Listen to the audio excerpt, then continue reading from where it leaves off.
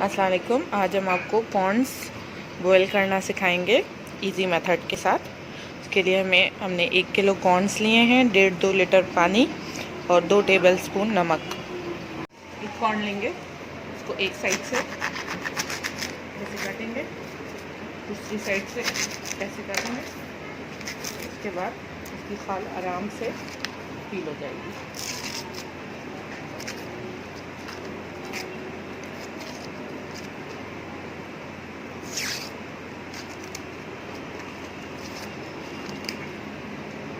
ये कॉर्न्स हमने पील कर लिए हैं अच्छी तरह से, इसके बाल भी उतार देने। अब इनको हम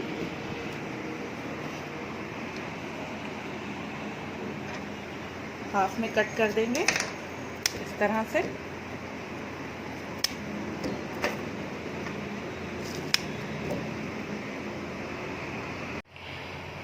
देगची को हमने स्टोव पे रखा,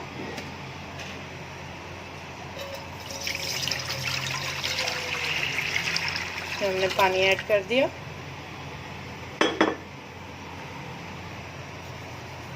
नमक, इसके बाद हम इसमें कॉर्न्स ऐड करके